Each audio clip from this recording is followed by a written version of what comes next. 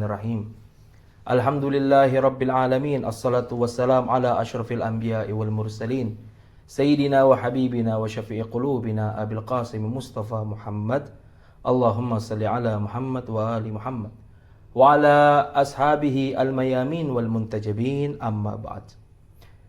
Ikhwani wa akhwati, saudara dan saudariku, Assalamualaikum warahmatullahi wabarakatuh.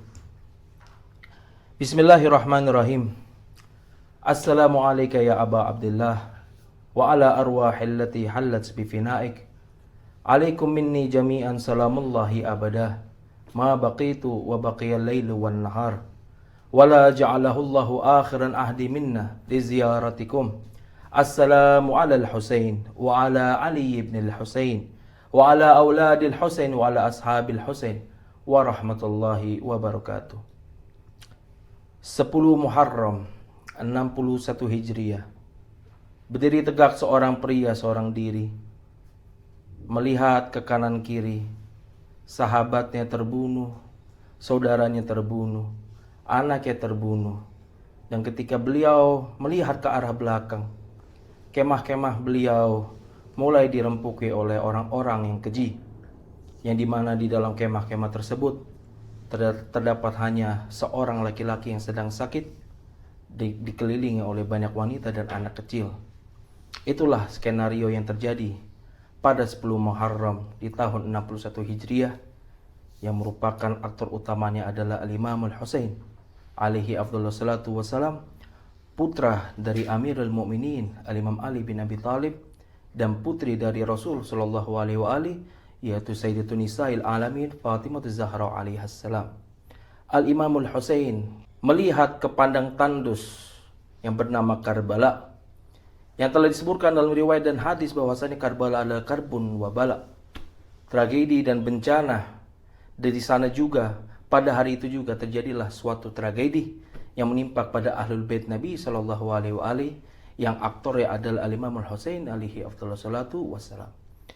Al-Imam Al-Husain kehilangan anaknya, sahabatnya, adiknya, dan para kerabat-kerabat terdekat yang bahkan di dalam perjalanan baru menemui beliau dan siap berperang bersama beliau.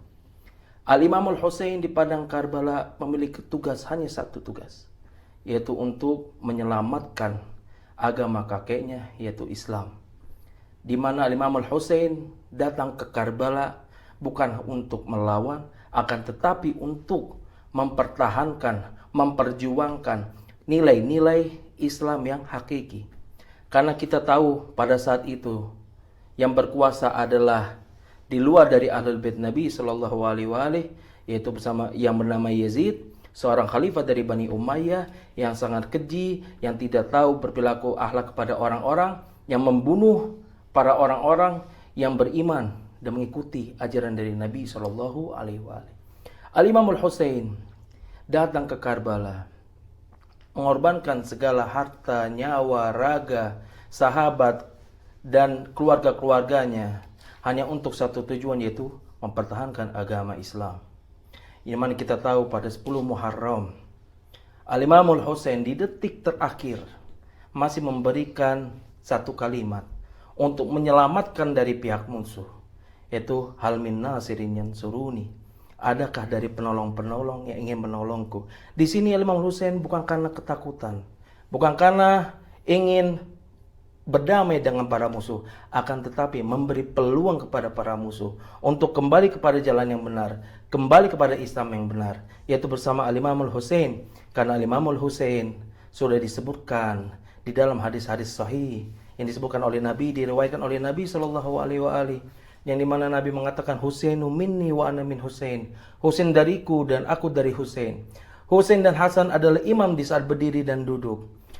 Husain adalah dari Ahlul Baitku, yang dimana kita semua membaca Al-Quran dan mengetahui ada satu ayat di surat Al-Ahzab ayat 33, sesungguhnya Allah ingin menghilangkan dosa dan segala kesalahan dari kalian wahai Ahlul Bait, dan mensucikan kalian sesuci-sucinya. Siapa Ahlul Bait di sini? Yaitu Al-Husain alaihissalam.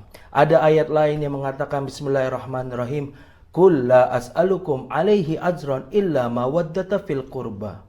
Katakanlah wahai Muhammad kepada umatmu, aku tidak meminta apapun dari kalian kecuali kecintaan kalian kepada Al-Qurba. Siapa Al-Qurba? Ahlul Bait alaihissalam. Siapa Ahlul Bait?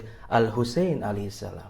Di sini kita jelas di Karbala, momen saat Al-Imam Al-Husain berdiri dan meneriakkan hal min nasirin yang suruni. Di situ adalah syafaat yang ingin diberikan ke Imam Husain kepada para musuhnya. Siapakah yang saat itu yang datang kepada beliau, berdiri di barisan beliau, akan langsung diampuni oleh Allah Subhanahu wa taala atas segala kesalahannya. Seperti yang kita tahu Al-Hur Ar-Riyahi yang menjegat beliau, menggiring beliau ke Karbala dan mendeklarasikan perang kepada beliau. Di detik-detik sebelum peperangan dimulai, Al-Hur berlari menuju Al-Husain, meminta ampunan, dan seketika Allah mengampuni tobatnya Al-Hur, mengamini tobatnya Al-Hur, dan Al-Hur bersama dengan pasukan Al-Husain. Sedangkan Al-Hur sebelum itu beliau ada di belakang barisan Yazid bin Muawiyah, barisan Abi Sufyan.